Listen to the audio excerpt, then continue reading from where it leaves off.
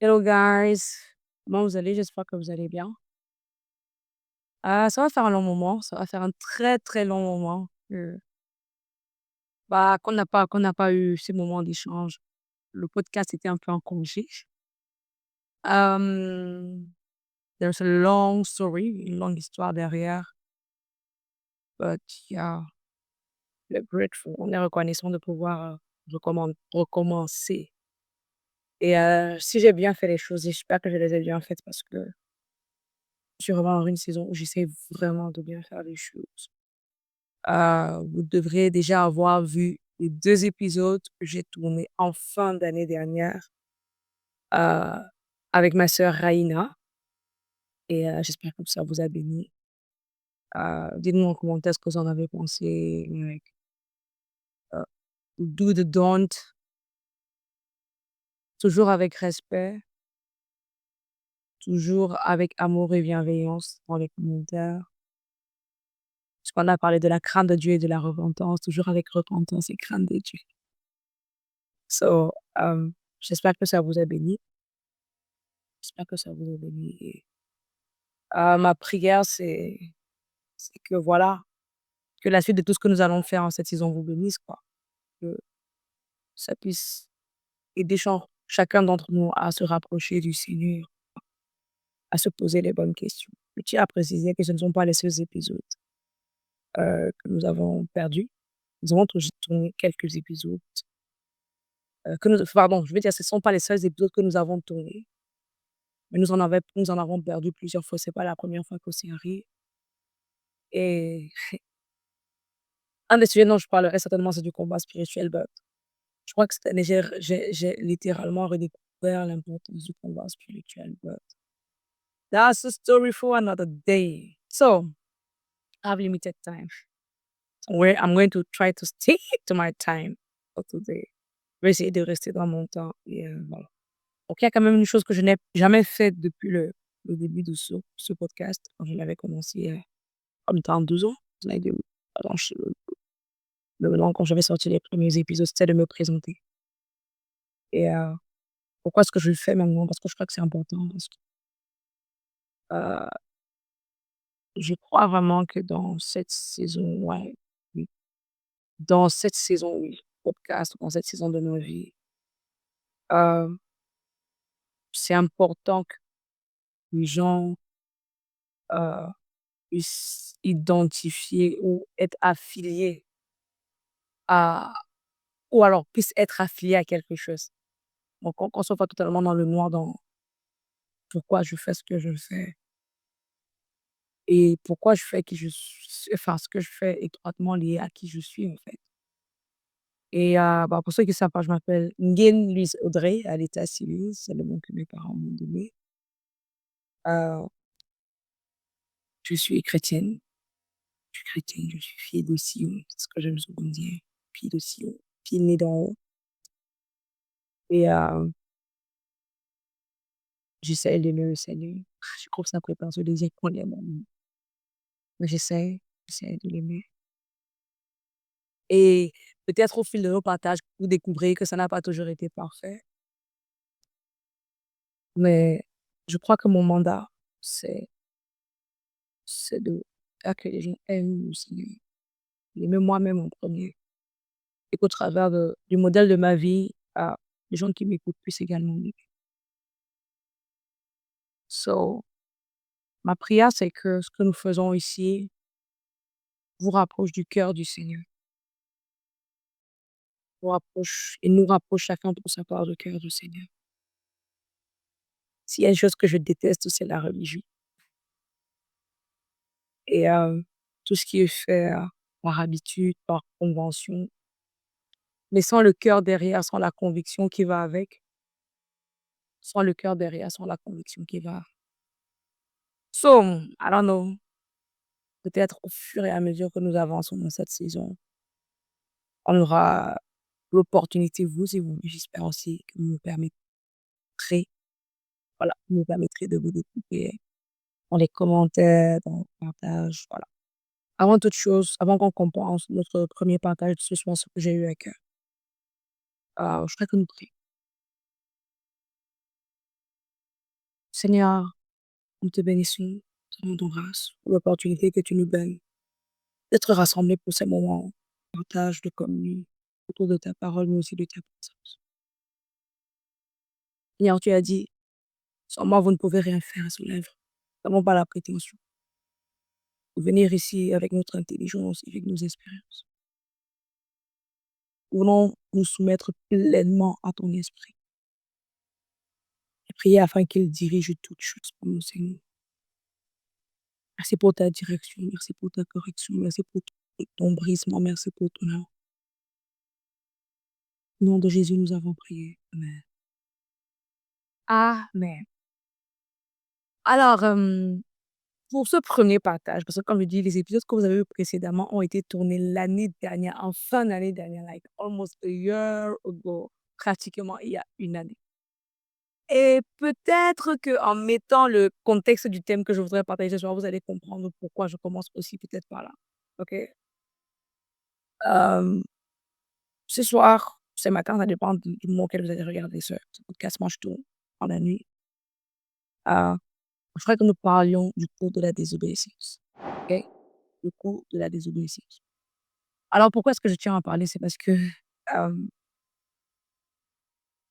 je crois qu'il y a jamais eu une année où j'ai été rebelle au Seigneur comme cette année. Like, littéralement,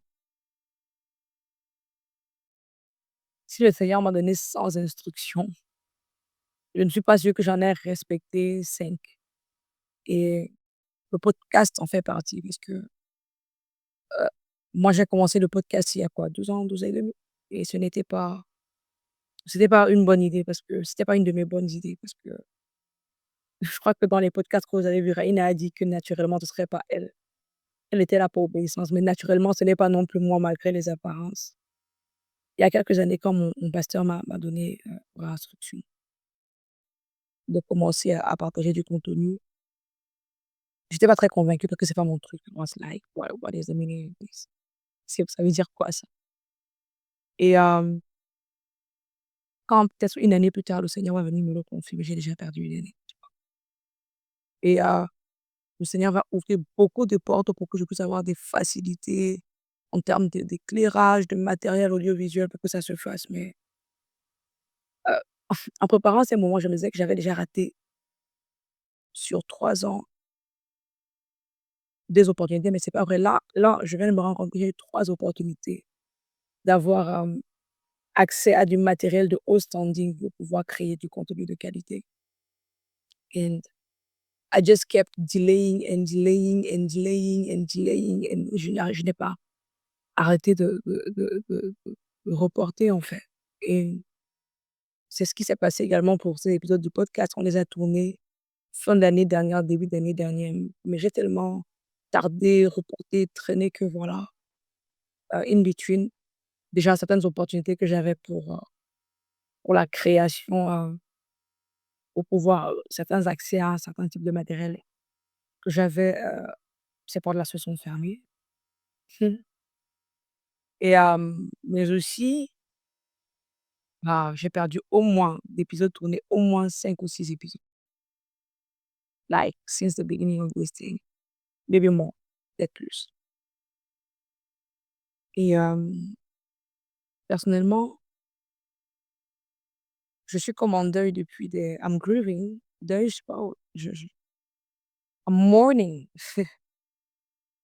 depuis plusieurs semaines, je suis comme en deuil, en état en tout cas de grande, repentance. Grande repentance, pourquoi? Parce que c'est vraiment comme si j'étais dans le sommeil et que soudainement je me rends like: «Girl, what have you been doing?» Et c'est vrai, je pourrais avoir plein d'excuses. Cette année a été une année très difficile pour moi sur le plan de ma santé. J'ai énormément été attaquée dans ma santé. Je ne me souviens pas d'une année où j'ai été attaquée comme ça. J'ai eu des attaques spirituelles aussi. I mean, all kind of things happened this year et ça pourrait être une excuse, mais je ne crois pas que ce soit une excuse parce que je crois dans la parole de Dieu qui dit que le Seigneur ne permettra pas que nous soyons éprouvés ou tentés au-delà de nos forces et que pour chaque épreuve, il préparera le moyen de nous sortir. Alors chaque fois que quelque chose se produit, c'est pas le Seigneur que je questionne, c'est moi. Of course, God is God, tu vois le truc? Donc, c'était pour mettre un peu le contexte pourquoi et je crois que je suis dans une saison où le Seigneur m'enseigne les conséquences de la désobéissance. Conséquences de la désobéissance. And these days, ces derniers jours, je me reprends au I don't know how to explain it to you. Je sais pas comment vous l'expliquer, mais mon cœur est en train de mon cœur est brisé. Mais la beauté de cela aussi, c'est que je crois que, alors que mon cœur est brisé, le Seigneur est aussi en train de faire quelque chose que le Seigneur peut faire. Et pendant que je me sens plus brisée, je crois qu'il est en train de réparer et de remettre de l'ordre. Et on est là, on est en non quoi? En septembre. Je crois que the end, la fin sera glorieuse par sa grâce. C'est peut-être aussi l'opportunité pour moi de vous demander de prier pour moi. Je le dis maintenant, j'étais avec mes amis, avec des amis il y a quelques jours, je leur disais: «Priez pour nous, parce que je veux vraiment obéir au Seigneur de tout mon cœur». Ma prière aussi, c'est que vous aussi, vous obéissiez. Non, trêve de bavardage. Le coût de la désobéissance et je ferai parler d'une série de choses que le Seigneur m'a mises à cœur, que j'ai eu à cœur concernant la désobéissance. Vous savez, à cause d'une compréhension erronée de la grâce, on a juste l'impression que et vous allez m'entendre beaucoup parler de ça parce que l'évangile de la grâce, in quote, est un évangile auquel je ne crois pas dire qu'il y a des évangiles, l'évangile, c'est la grâce de Dieu. Mais je veux dire qu'il y a un évangile qui se prévaut d'être celui de la grâce et qui a donné lieu à beaucoup de dérives et qui, je crois, est une séduction de l'ennemi. Donc, je crois qu'il faut équilibrer un peu certaines choses. Et bien sûr, à la lumière de la parole de Dieu. Et bien sûr, je ne suis pas pasteur. Et bien sûr, je ne suis pas théologienne. Je lis juste ma Bible, tu vois. Et ce qui implique pour moi que je suis ouverte à la correction. Et on peut discuter. Mais comme je dis avec respect. Ce que la parole nous dit, l'apôtre de la grâce va dire. Il va dire, reprenez les adversaires avec douceur. OK? Donc, on va rester respectueux. Et on va rester biblique. Et on va rester aussi, autant que possible, enseignant. OK?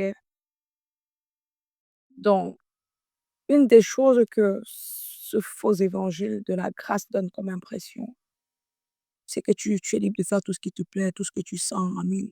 Je me rappelle, il y a quelqu'un qui m'avait dit il y a quelques années que le Saint-Esprit, c'est son nom, c'est quoi? Alors, il va me dire, sa voix intérieure. Non, oui, c'est parce que c'est une personne.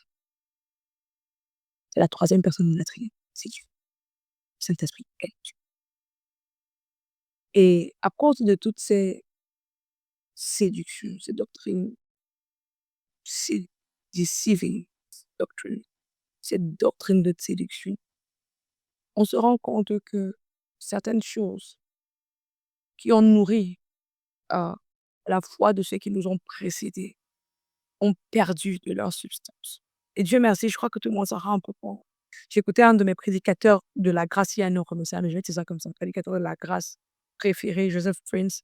Et il était aussi en train de réprimander l'Église, en tout cas, je crois, sa communauté tout du monde, en disant non, c'est pas parce qu'on a dit que la grâce est le repos que tu ne dois rien faire. C'est pas ça. And I was like, yes, Lord. Parce que c'est des hommes comme ça qui ont été les prémices de cet évangile-là, de la grâce de la nouvelle création, sont en train d'amener des corrections. Ça veut dire que, you know, God is good. Parce que je crois que la Bible dit que Dieu châtie seulement ceux qu'il aime. Oui, Dieu châtie ceux qu'il aime, il ne les laisse pas faire ce qu'ils veulent. Voilà le truc. Donc, c'est dans ce cadre-là que je voudrais qu'on nous parle de la désobéissance. Parce que je crois qu'une des choses dont on nous parle beaucoup, c'est le fait que nous devons obéir au Seigneur. Ce n'est pas, c'est pas négociable. Si on ne lui obéit pas, il est le Seigneur. En tout cas, j'en parlerai. J'ai relevé quelques points. Ce ne sera pas très long, j'espère. Hmm. Comme j'ai l'air de faire les commentaires là, j'espère que je n'en ferai pas trop. So, alors, je voudrais d'abord dire que la désobéissance n'est pas juste la désobéissance. C'est pas juste Dieu m'a dit de faire ça, que ce soit par sa parole écrite. Que ce soit par son instruction, son intuition, ses impulsions dans mon cœur. Que ce soit par les voix prophétiques, les mentors, les pères qu'il a mis sur ma vie.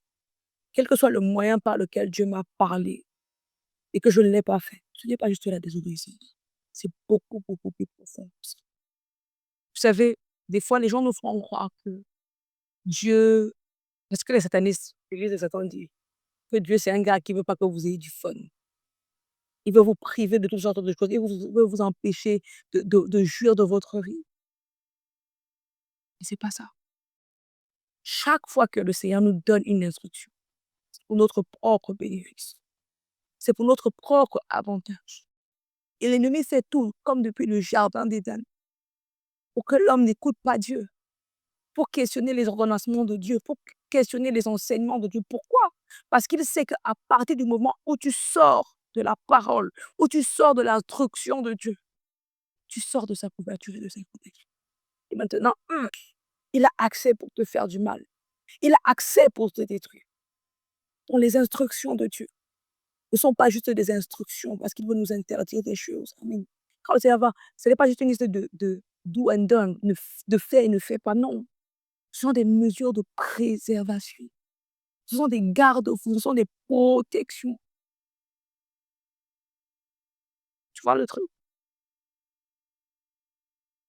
C'est ce que l'un des sages dans le livre des Proverbes va dire. Il va dire, mon fils,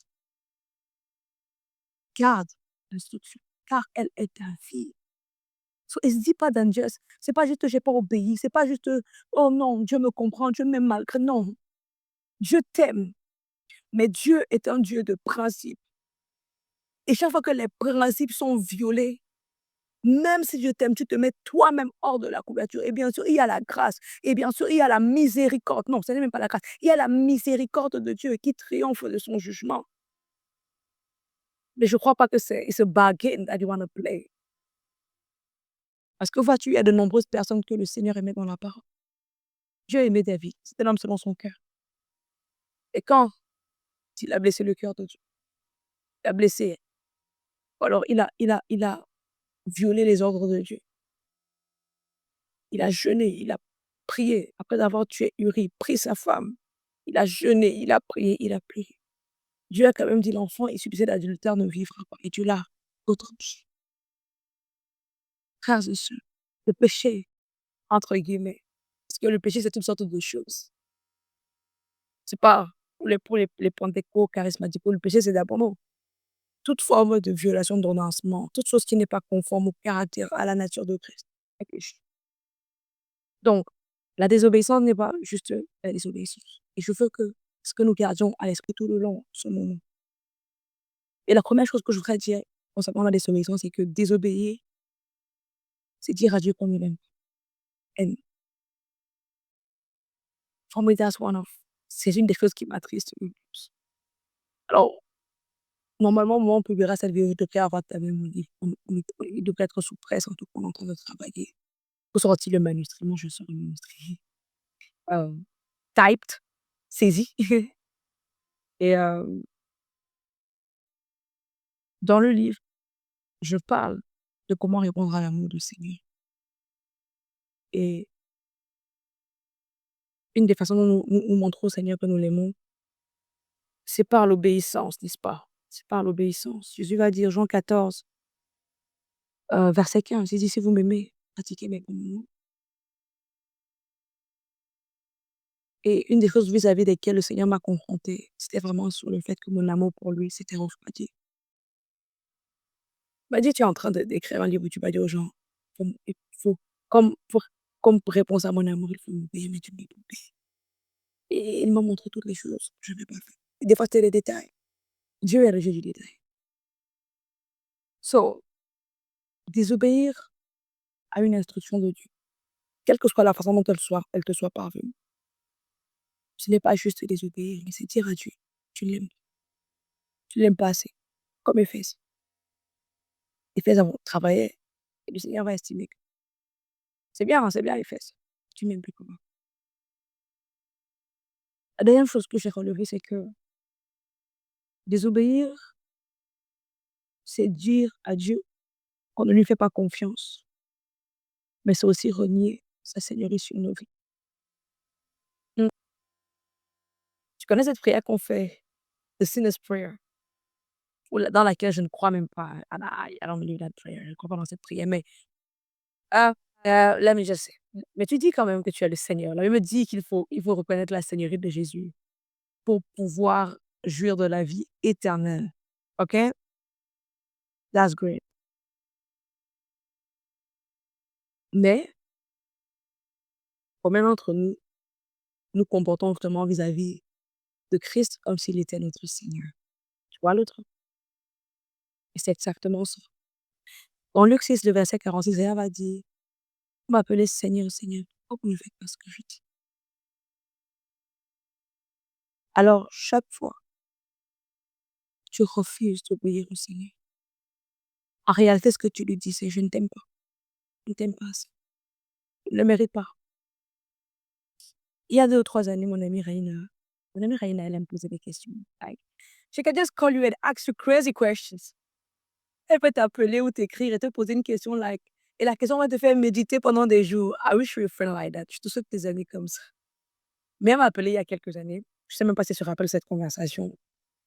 Et elle m'avait demandé si vraiment nous croyons à la volonté de Dieu et nous croyons que la volonté de Dieu est la meilleure pour nous. Quand nous ne nous y soumettons pas.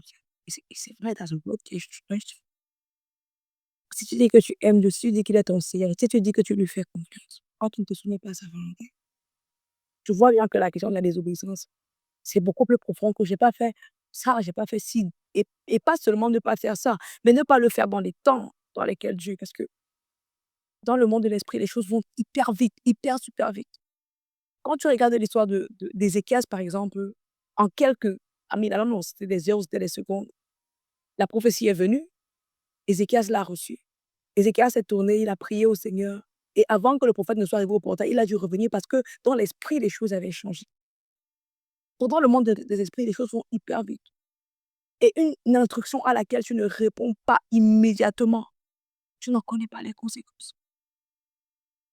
Et une des raisons pour lesquelles je dis que je suis profondément attristée et dans la repentance. Au début, quand je priais, c'était parce que je priais pour l'église au Cameroun. And I was like, Lord, l'église n'est pas ça, l'église n'est pas ci, l'église n'est pas en train d'avancer. Je ne vois pas l'influence, mais le Seigneur m'a montré quelque chose. Il m'a brisé par rapport à moi-même.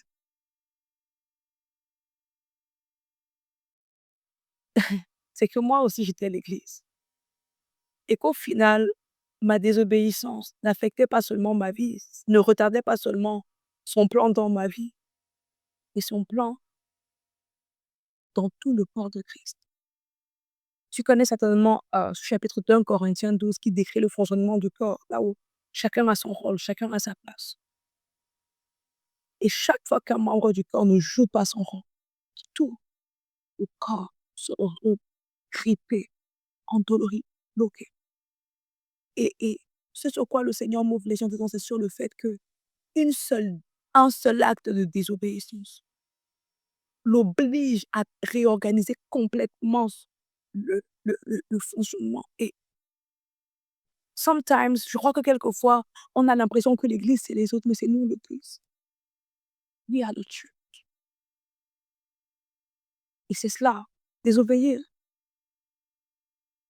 c'est ralentir le plan de Dieu pour nous, mais aussi pour lui. Donc, c'est pas juste la désobéissance, je t'ai pas fait. Peut-être Dieu m'a juste dit: «Tourne-toi». Moi, j'ai pas besoin des instructions, j'ai mets-toi à genoux ou va voir tel, tu vois? Et toi, pour toi, c'est juste ça. Mais non. Dans Éphésiens chapitre 2, le verset 10, la Bible va dire que Dieu nous a créés en Christ pour des œuvres qu'il a préparées d'avance. Mais Dieu n'est pas un violeur et ne nous force pas à faire ce que nous ne voulons pas faire. Il a besoin de notre participation. Et chaque fois que nous ne le faisons pas, nous ne participons pas, nous ne collaborons pas avec lui pour amener à manifestation ces œuvres qu'il a préparées d'avance. Nous ralentissons son plan et nous ralentissons toute une génération. Et je veux dire, peut-être pour moi, je vais vous dire sincèrement, pour moi, tu n'as pas never had a podcast. Oui, oui, and then a year. Tu vas le faire peut-être puis une année, puis tu tombes malade puis des portes qui ferment, des portes s'ouvrent, des portes qui ferment. And you keep wasting season et tu continues de perdre tes saisons. Je prie vraiment pour vous et moi, je peux être très maladroite dans mes mots. Je prie que le Seigneur aide vraiment à quelqu'un à comprendre l'esprit de ce qui est dit derrière ici. Puis la dernière chose que je voudrais dire, c'est que désobéir, ça nous privait de la grâce et de la faveur de Dieu. En Ésaïe chapitre 1, verset 19, que tu dois certainement connaître. La Bible dit, si vous êtes docile, si vous êtes obéissant, vous mangerez les meilleurs fruits du pays. Et tu vois plein d'enfants de Dieu souvent sont là. euh, je ne sais pas pourquoi ma vie n'avance pas. Je fais, non, ta vie n'avance pas. Mais la question c'est, est-ce que tu as obéi? Les promotions de Dieu sont cachées derrière ces instructions. Et je le dis parce que je l'ai découvert sur le tard et je le dis avec beaucoup de peine et de regret. J'ai un pasteur que j'admire profondément, like, profondément, like. You know me, tu me connais, je suis super méga fan du pasteur Stéphanie Ikeoka. Le pasteur Stéphanie Ikeoka, on a une génération d'âge. Et je me rappelle souvent quand il dit, oh, comment j'admire. Et chaque fois, le Seigneur me mettait à comme si tu avais été aussi obéissante qu'elle, tu aurais pu être aussi utile qu'elle. Tu vois ce que je veux dire? Et c'est vraiment ça. Dieu veut te bénir, Dieu veut te promouvoir, Dieu veut t'élever, tout ce que tu veux. Et pour cela, tu dois obéir. À Abraham, le Seigneur va dire, quitte ton pays, quitte ta patrie, pars de la maison de ton père et va vers le pays que je te montrerai. Imaginez que Abraham n'ait pas obéi au Seigneur. Il ne serait pas connu comme le père de la foi. Il ne serait jamais entré dans ce que le Seigneur avait prévu. Et non, la nouvelle alliance ne vient pas tout balayer. Bien au contraire, la nouvelle alliance nous permet de marcher dans la plénitude. La Bible dit que tout ce qui relevait de l'ancienne alliance était l'ombre des choses à venir. Et dans la nouvelle alliance maintenant, nous pouvons jouir de la réalité de cela. So,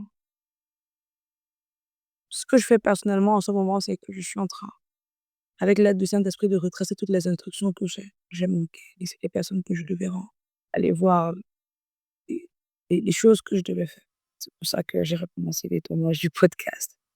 C'est pour ça que je suis en train de boucler mon livre enfin, à Minneapolis, before, but I was just so slow.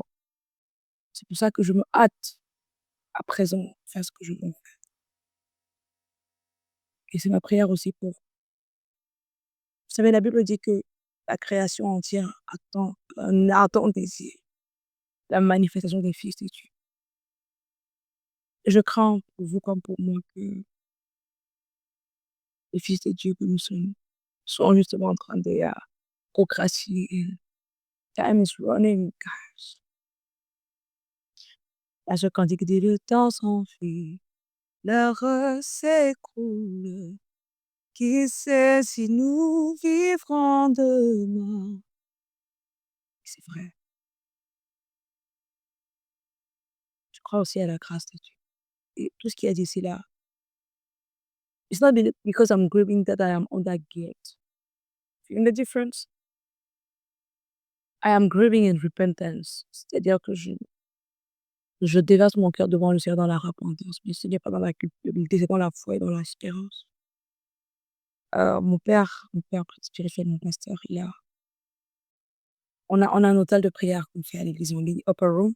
D'ailleurs, si tu as du temps, je t'invite. C'est tous les lundis, les mercredis et les vendredis à partir de 4 heures du matin. Nous prions pour nos familles, nous prions pour nous. C'est tellement rafraîchissant.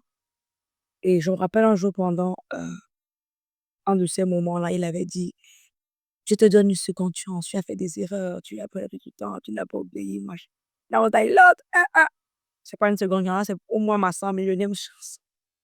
But it is to say that, c'est pour dire que pour toi comme pour moi, je crois que c'est encore possible. C'est possible de racheter le temps. Il a dit, je restaurerai les années qu'on voulait, je restaurerai le gilet, etc. Et ce que nous devons faire, c'est d'abord nous repentir. Et la repentance, ce n'est pas seulement de sentir sorry. C'est premièrement, on en a parlé avec Reine, you have to change your mind. Et c'est pour ça que je partage ça avec toi pour que, par la grâce de Dieu et avec l'aide de l'Esprit de Dieu, chacun d'entre nous, comme le Seigneur a dit à Éphèse, va dire, regarde de là où tu es tombé et pratique tes premiers souffles. Chacun d'entre nous puisse revenir de là où il est tombé. Ensuite, ah, une fois que tu t'es rendu compte, tu as fait ce bilan-là, obéis. Il y a rien d'autre à dire. Obéissons les gars. So, c'était tout, cet épisode. Priez pour moi, comme je vous l'ai dit. Prions les uns pour les autres, ce monde étant extrêmement grave. Il y a un fort esprit de sommeil spirituel et de distraction. Prions que le Seigneur nous donne de rester sur la route et de finir la course. Je crois que le Seigneur revient bientôt, je crois. Nous l'avons. Je regardais encore les informations aujourd'hui, I was like, what? So, yeah. So, love you guys. See you soon.